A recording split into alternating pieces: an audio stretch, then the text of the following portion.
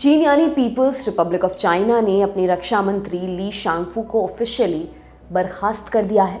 Li Shangfu को किसी public platform पर लगभग 2 महीने से नहीं देखा गया था। हालांकि उनका सार्वजनिक जीवन से यूं अचानक गायब होना अभी भी राज बना हुआ है। आपको बता दें कि ली शांगफू इस साल मार्च में ही कैबिनेट फेरबदल के दौरान चीन के रक्षा मंत्री बने थे।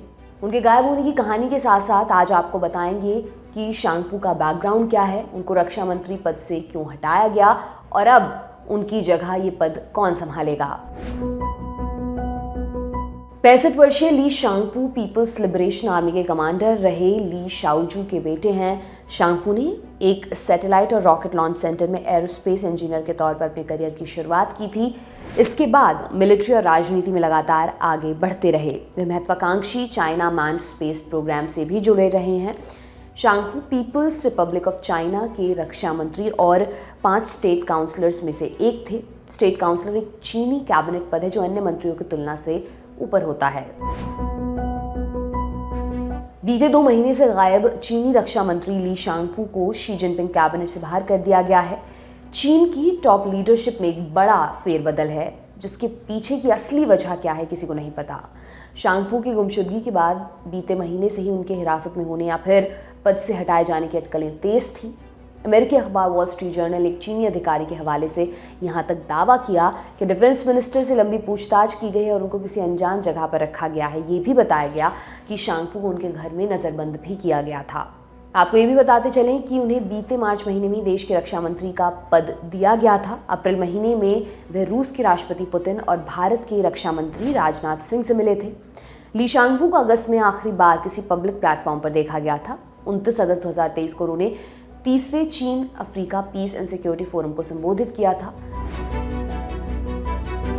रॉयटर्स की एक रिपोर्ट में बताया गया है कि शांगफू के खिलाफ उपकरण खरीदने से जुड़े कथित करप्शन के आरोप को लेकर जांच चल रही थी। जुलाई में चीन के रक्षा मंत्रालय ने एक नोटिस जारी किया हथियारों की खरीद करने वाली यूनिट के लिए, ये कहते हुए कि खरीद में बोली के प्रोसेस की गड़बड़ियां दूर करें।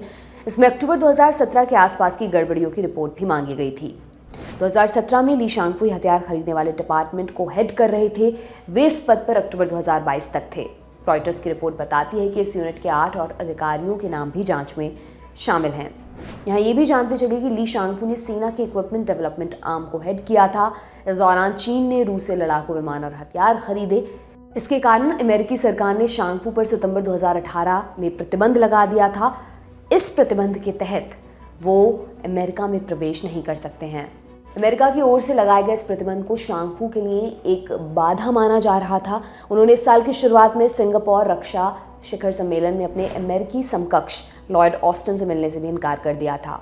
रिपोर्ट्स के मुताबिक इस हफ्ते के आखिर में अमेरिकी डिफेंस मिनिस्ट्री का डेलीगेशन अहम बातचीत के लिए बीजिंग पहुंच रहा है। इससे पहले शांगफू को हटाए जाने का ऐलान किया गया है। फिलहाल शांगफू को पद से हटाए जाने के बाद चीन की ओर से नए रक्षा मंत्री के नाम की घोषणा नहीं हुई है। वैसे पहला मामला नहीं है जब चीन ने ऐसा किया हो या चीन से कोई पब्लिक फिगर अचानक से गायब हुआ हो। शांगफू से पहले जुलाई में चीन के विदेश मंत्री चेन गांग को भी इसी तरह से हटाया गया था। चीन के राष्ट्रीय चैनल CCTV यानी कि चाइना सेंट्रल टेलीविजन के मुताबिक ली और चेन गांग दोनों को स्टेट काउंसलर पद से भी हटा दिया गया है। रिपोर्ट्स में कहा गया कि विदेश मंत्री चेन गांग को एक टेलीविजन एंकर से करीबी के चलते पद से हटाया गया। साथ ही उनसे संबंधित विदेश मंत्रालय के सभी रिकॉर्ड्स भी हटा दिए गए। कुछ और उदाहरण भी आपको बताते हैं। मार्च 2020 कोरोना काल में राष्ट्रपति शी जिनपिंग की कड़ी आलोचना करने वाले कारोबारी रेन जिकियांग गायब हुए।